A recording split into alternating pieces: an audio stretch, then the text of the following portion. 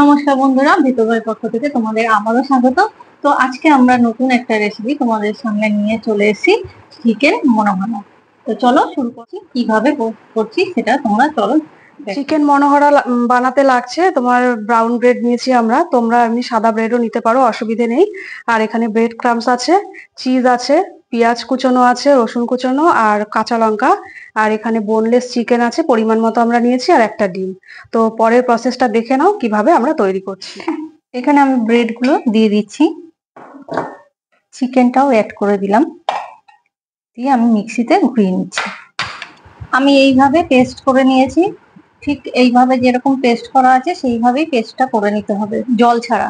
তো দেখো, ম্যাশ করে নেওয়া চিকেন আর রুটিটার সাথে আমি প্রথমে এই যে কাঁচা লঙ্কা কুচি, রসুন কুচি আর পেঁয়াজ কুচিটা দিয়ে দিচ্ছি, সব মিশিয়ে নিতে হবে। আর এখানে দেখো পরিমাণ মতন লবণ আর হলুদ আমি সেটাও দিয়ে দিচ্ছি, সব একসাথে দিয়ে দিতে হবে। আর এখানে চিলি ফ্লেক্স একটু নিয়েছিলাম, সেই চিলি ফ্লেক্সটাও দিয়ে দিচ্ছি, দিয়ে এবার ভালো করে মিশিয়ে নিতে হবে।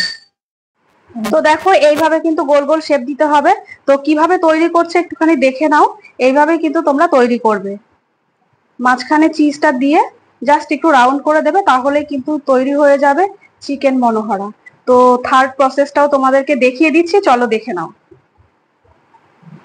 এই যে ঠিক এইভাবে কিন্তু তোমাদেরকে তৈরি করতে হবে। কড়াইটা গরম হয়ে গেছে, এখন আমি তেলটা দিয়ে দিচ্ছি। তেলটা সাদা তেল, সাদা তেলে ডিপ ফ্রাই করে নিতে হবে। ডিমের মধ্যে কোট করে নিয়ে লাস্টে এই ব্রেড ক্যামের মধ্যে কোট করে নিতে হবে, দিয়ে একটু ডিপ ফ্রাই করে নিতে হবে। তো তোমরা পুরো ভিডিওটা দেখো প্রথম থেকে শেষ পর্যন্ত, তোমাদের খুব ভালো লাগবে। আর বাড়িতে কিন্তু অবশ্যই বানাবে, এটা তো আমাদের প্রত্যেকবারের মতন এবারও রিকোয়েস্ট।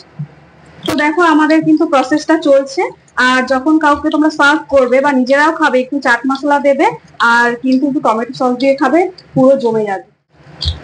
তো দেখো আমাদের ভাজাটা অনেকটাই হয়ে গেছে, এবার আমরা তুলে নিতে হবে।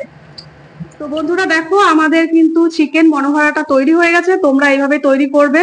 আর আমাদের ভিডিওটা যদি ভালো লেগে থাকে, লাইক শেয়ার কমেন্টস অবশ্যই করবে। আর কোনো একটা নতুন ভিডিওতে তোমাদের সাথে আবারও দেখা হবে, ততক্ষণ ভালো থাকবে, সুস্থ থাকবে, আর এটা কিন্তু অবশ্যই ট্রাই করবে।